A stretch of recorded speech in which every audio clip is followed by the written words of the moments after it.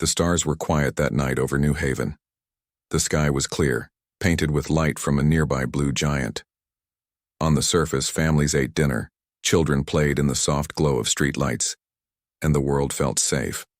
New Haven had been built as a peaceful colony far from the wars of old Earth. It was a place for scientists, farmers, and dreamers. Not soldiers, but high above in orbit. Something changed. A ripple in space, like a tear in the fabric of the void, opened without warning. From it came a fleet of dark ships, sleek and sharp like blades. They bore no flags, no names, only the cold design of conquest.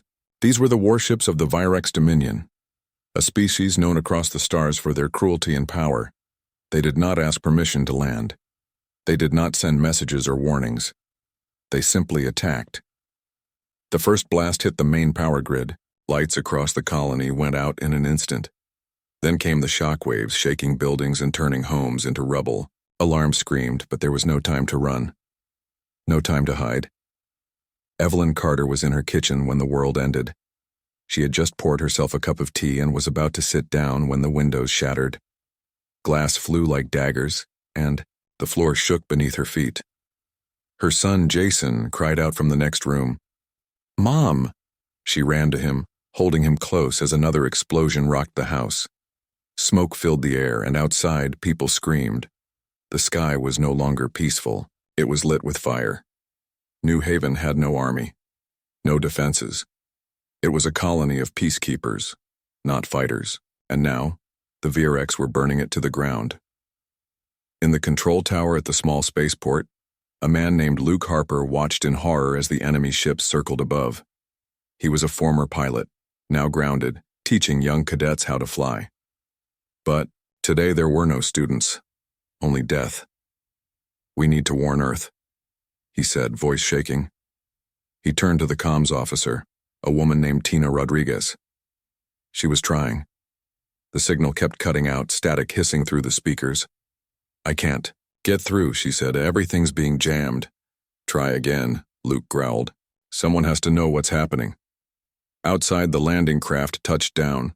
Tall, armored figures stepped out, their faces hidden behind black visors. They moved like machines, firing weapons that turned flesh to ash. Evelyn pulled Jason into the basement. Dust fell from the ceiling. The walls groaned. She held him tight, whispering, "It's okay, baby. It's okay." But it wasn't okay. Across the colony, people died. Doctors, teachers, engineers, children, all gone in seconds. The Virex showed no mercy. They saw humans as weak, easy prey, a mistake. Finally, after minutes that felt like hours, Tina managed to send a message. Short, broken, desperate. Attack, new, help. That was all she could send before the tower was destroyed. Far away, on Earth, the signal was picked up by a listening station in Colorado. It was weak, almost lost in the noise of the stars. But one man heard it. Commander Daniel. "Hale," he sat up straight, heart pounding. "Play it again," he said. The audio replayed, faint and broken. His face turned hard. "Get me Washington, now." On Earth, the world began to wake up. News spread fast. The internet buzzed with fear and anger. A peaceful colony had been destroyed. Thousands were dead. And someone had done it on purpose. People asked the same question over and over. Why? But soon, another question rose among the grief. What are we going to do about it? The message from New Haven reached Earth, but not everyone believed it at first. Some thought it was a mistake or a hoax. Others feared it meant war with an enemy far stronger than humanity had ever faced. But Commander Daniel Hale knew better. He had spent his life studying alien signals, watching for threats beyond the stars. He had always believed that one day humans would meet something out there that didn't want peace. Now that day had come. Within hours, the world was on edge. News of the attack spread fast. People gathered in the streets, demanding answers. Leaders met behind closed doors. Generals reviewed old defense plans no one had ever expected to use. And somewhere deep beneath the mountains of Colorado, a command center lit up with activity. Admiral Carl Dawson stood at the center of the room. He was a tall man with silver hair and tired eyes. Once he had believed in diplomacy, in talking things through. But as he watched footage of burning cities and crying families on New Haven, he felt something change inside him. Enough. On every continent, military bases came alive. Ships were prepared. Weapons were tested. Not for show, not for politics, for revenge. Across the globe, young men and women volunteered to fight. They were not soldiers before this. They were teachers, engineers, doctors. But now, they were something else. They were ready. In Washington, the president gave a speech that echoed across the planet. "We do not seek war," he said. "But we will not stand by while our people are killed." But before Earth could strike back, the Virex made their move. From deep space, a massive broadcast filled the airwaves. It was not in human language, but it was clear enough. A cold voice spoke over every channel. Images showed the ruins of New Haven. Then, the face of a Virex leader, tall, armored, with red eyes that burned into the screen. He raised a clawed hand and pointed at the camera. "You are weak," the voice said. "You will kneel, or you will burn." Then the screen went dark. People all over Earth sat in silence. Then came the anger. In every city, protests turned into calls for war. Flags were raised, songs of unity filled the skies, and in hidden labs, scientists worked through the night. Humanity had been underestimated. It would not happen again. Evelyn Carter and her son Jason survived the attack. They were among the few who escaped in a damaged shuttle. Now, they were on Earth being treated in a hospital. Reporters asked her what she wanted. She looked at the camera, her face still bruised, her voice soft but strong. "I want them to pay," she said. Her words were played again and again. She became a symbol, not just of loss, but of what the Virex had done to the wrong people. Because humans did not forget. They did not forgive. And now, they were going to fight.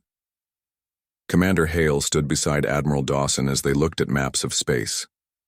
Lines connected, Earth to distant colonies. Red marks showed where Virex forces had been seen.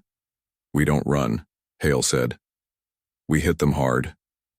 Dawson nodded. "Then let's begin." The first wave of human warships launched within days.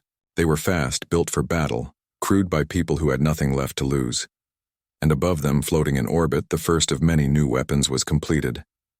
Something called Project Gauntlet. No one outside the military knew what it was yet, but soon the Virex would find out, and they would wish they never heard the name Earth. The first human strike force left Earth within days. It was not a large fleet, but it was fast, well-armed, and filled with people who had nothing left to lose. Commander Daniel Hale was aboard the lead ship, the USCS Sentinel, a newly built warship designed for deep space combat. Beside him stood Admiral Carl Dawson, who had spent his life preparing for a war he never wanted. "We hit hard," Dawson said. "We don't wait. We make them feel pain." The target was a Virex outpost, near the edge of human space. It was small, but it served as a warning to others who might dare attack Earth again. When the human ships arrived, they did not ask questions. They opened fire. Missiles streaked through space like falling stars. Beams of energy cut through enemy armor. The Virex were caught off guard. They had expected humans to beg or run. Instead, they found themselves under attack by a force that fought with rage and purpose.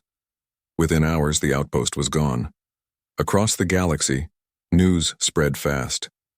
Earth was fighting back. On the surface of Rhea 9, a distant mining world, a small group of human settlers watched the reports from orbit.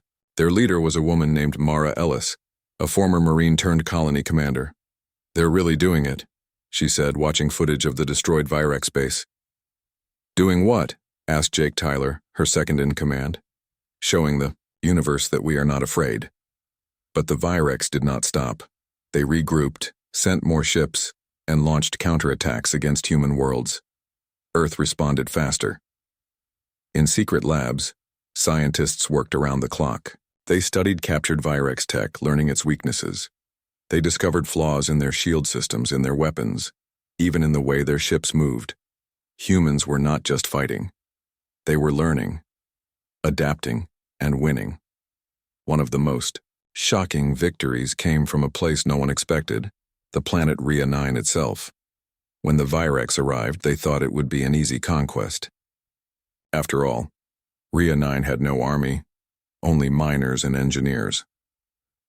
But Mara Ellis had other plans. She led the defense with skill and courage. Using old mining lasers, orbital junk, and homemade explosives, the colonists held off the enemy for 3 full weeks. They called it the Rhea Stand. Videos of the battle spread across Earth. Children watched them in schools.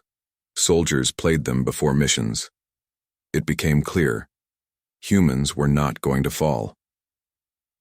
Back on Earth, Evelyn Carter spoke again. This time, she stood in front of thousands at a military rally.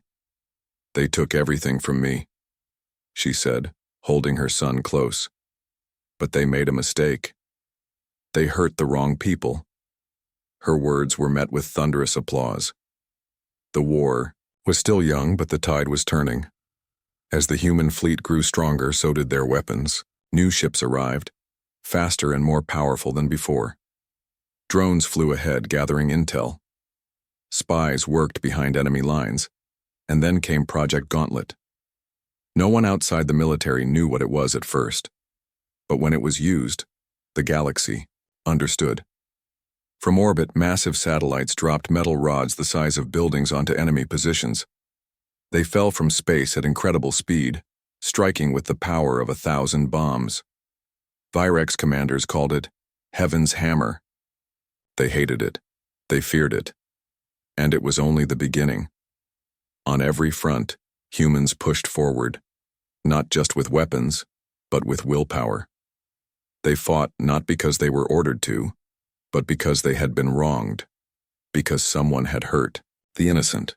And now, Earth's wrath could not be stopped. The war had begun as a response to pain, but now it was something more. It was not just revenge, it was justice. Humans were no longer on the defensive. They were pushing forward, striking deep into Virex space. Every lost life, every ruined colony, every broken home was being answered with fire and steel. Admiral Carl Dawson stood on the bridge of the Yaxis Sentinel, watching the stars through the view screen. Behind him, officers worked quickly, giving orders, tracking enemy movements. "We hit them where it hurts," he said. "And we don't stop." Commander Daniel Hale nodded. "They thought we were weak. Now they're learning the truth." The truth was this: humans did not give up. They did not break. And when they were pushed too far, they fought back harder than anyone expected. On Earth, people watched the war unfold from afar. Battles were shown on news channels, victories celebrated like holidays. Schools taught children about the heroes of the front lines. Songs were written about the fallen. Evelyn Carter had become one of those symbols. She traveled across the world, speaking to crowds, reminding everyone why they were fighting. "They hurt us," she would say, "but they made a mistake. They woke something in us they can never put back to sleep." Meanwhile, in space, the human fleet moved deeper into enemy territory. The Virex tried to slow them down. They set traps, used stolen tech, even tried to fake peace talks.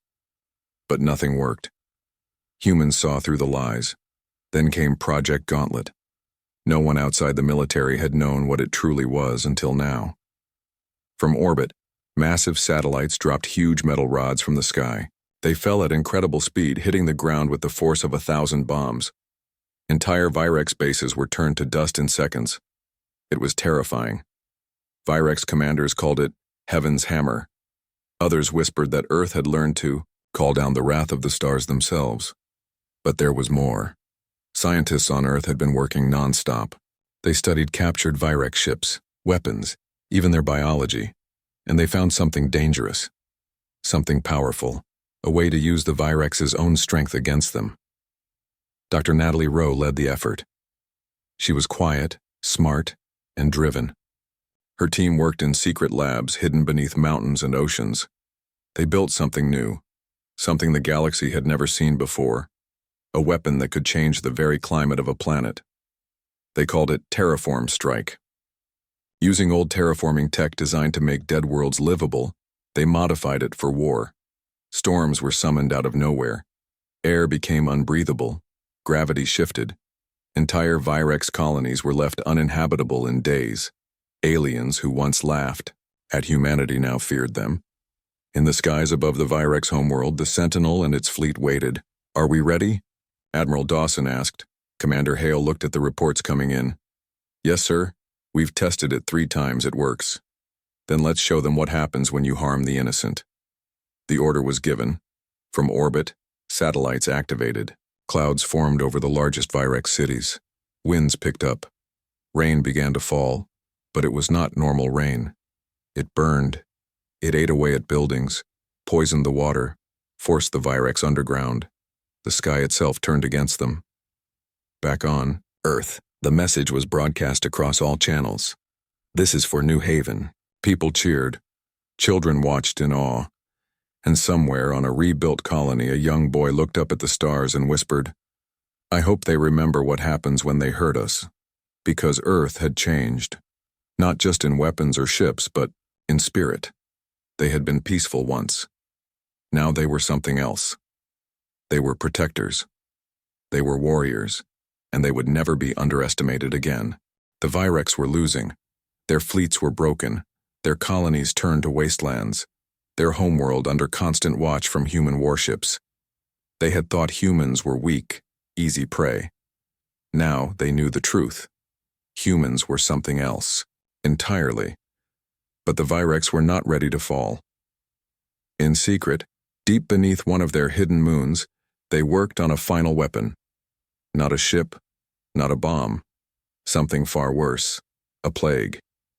It was designed to target human DNA, to spread fast, to kill, millions before anyone could stop it. They called it Black Bloom, and they used a captured human freighter to send it to Earth. No warning, no message, just death floating silently through space. It arrived unnoticed. The freighter docked at a station near New York. People moved around, it unaware that something deadly had just landed among them. Within days, the sickness began.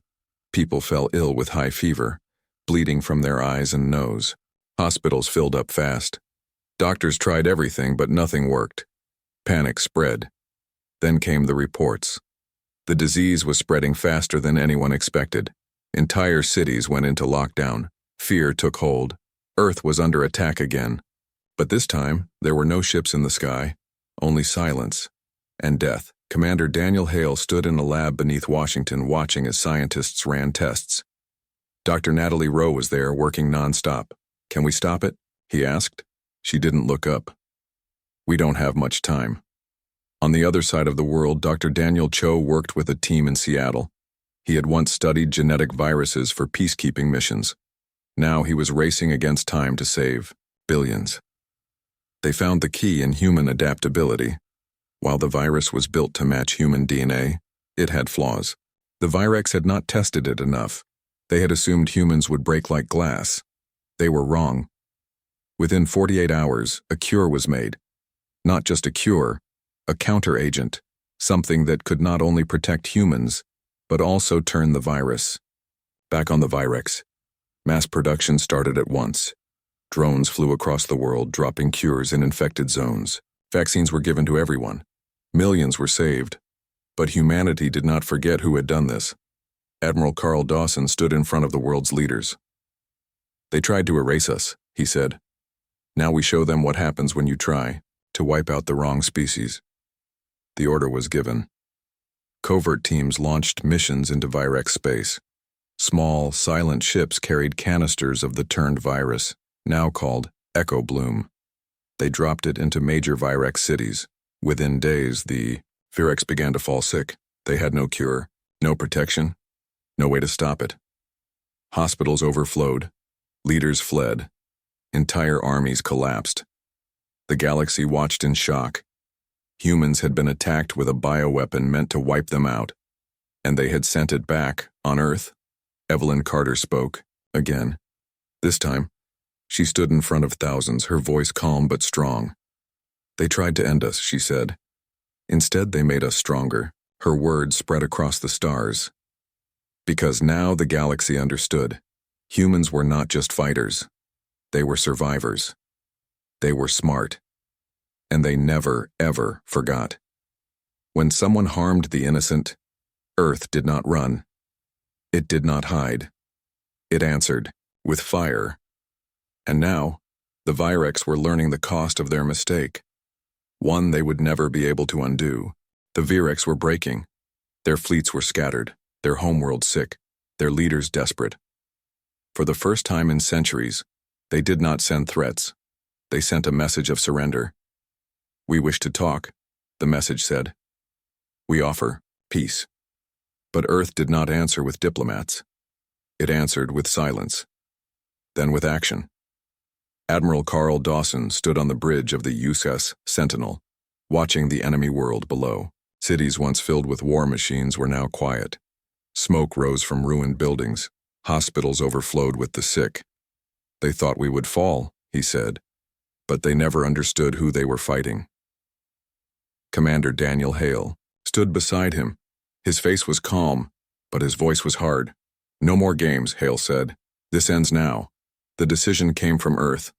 No talks, no deals, not until justice was done. From orbit, human ships dropped something new onto the surface. Not bombs, not weapons, messages, videos, recordings. Everything the Virex had done to humans, the burning of New Haven, the slaughter of families, the launch of the bioweapon. They made the Virex watch. Then came the final strike. A single wave of precision orbital strikes hit every major military base, weapons lab, and command center on the planet. No cities were destroyed. No civilians were targeted, only the ones responsible. The ground shook, towers fell, and the sky burned.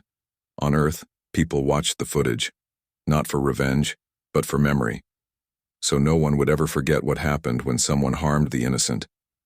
The Virex High leader, known as the Chiron, tried to flee, but human forces found him hiding beneath the capital city. He was captured, bound, brought before the world. In Geneva, the trial began. It was broadcast across the galaxy. Every crime was shown. Every death counted. The survivors of New Haven stood and told their stories. Evelyn Carter was one of them. She looked at the Chiron and spoke clearly. "You thought we were weak. You thought we would cry and beg." Her voice did not shake. "But you didn't know us." The trial lasted weeks. The evidence was undeniable. The sentence was clear. The Virex Dominion was stripped of its power. Its ships were taken. Its colonies given to others. Its people exiled from their home system. The Chiron was locked away in a secure prison deep in space, where he would never threaten anyone again. As the last ship left the Virex homeworld, a message was sent across all channels, in every language, in every corner of the stars. Those who harm the innocent will answer to Earth. Back on Rhea 9, Mara Ellis stood with her people looking up at the sky. "Do you think it's over?" Jake Tyler asked. She smiled, not with joy, but with purpose. "Not really. But they won't try again. Not for a long time." On Earth, children returned to school. Soldiers came home. Cities rebuilt. And somewhere, on a quiet hill under a dark sky, a boy sat with his father. "What happens if someone else tries?" the boy asked. The man looked out over the land. "Then they'll remember what happened to the Virex." Because Earth had changed, not into monsters, but into guardians. If someone harmed the innocent, Earth would rise, and they would never stop. Peace returned to Earth, but not the kind that came from weakness. This was peace built on strength, on memory, on warning. The Virex were gone, their ships broken, their empire in ruins. Some fled into deep space, others lived under watch, forced to learn a new way after centuries of control and cruelty. On Earth, life went on. Cities rebuilt, schools reopened, and families tried to forget the pain, but they could not, and would not, erase what had happened because they had been shown something important. When someone harms the innocent, Earth does not forget. In Geneva, the world leaders met to form something new. Not just an army, not just weapons, but a promise. A new alliance called the Terra Accord was born. It was made up of species who wanted peace, but also protection. Humans did not seek war, but they knew now that peace without strength was nothing. Evelyn Carter became one of its first envoys. She did not carry a gun anymore. Now she carried words, strong ones. She traveled across the stars, meeting with other worlds, showing them what Earth stood for. "We don't start fights," she told them, "but we finish them." On Rhea 9, Mara Ellis continued to lead her people. The colony had once been a quiet mining town. Now it was known across the galaxy as the place that held off an entire fleet with little more than willpower and hope. Children played in the rebuilt streets, no longer afraid. In secret labs, scientists kept working, not on weapons of hate but on tools of survival, medicine, defense, and knowledge. Because humans knew one truth better than anyone now: they were not alone in the stars. And next time, they would be ready. Far away, near the edge of known space, a child looked up at the sky. His name was Luke, like the pilot who had sent the last message from New Haven. His mother had named him that for a reason. He asked his teacher a question one day. "Why do the aliens look at us so carefully now?" The teacher smiled. "Because they remember what happened when they hurt us." Back on Earth, Commander Daniel Hale stood beside Admiral Carl Dawson, watching the launch of a new ship. Not built for war, built for peace. But if peace ever broke again, Earth would rise, and the stars would burn across the galaxy. Traitors whispered warnings to young crew members. Don't harm a human, not ever, because they didn't forget, they didn't forgive, and they never ever backed down. So the stars stayed quiet, not because they were peaceful, but because they remembered. What happens when you harm the innocent and wake the wrath of Earth?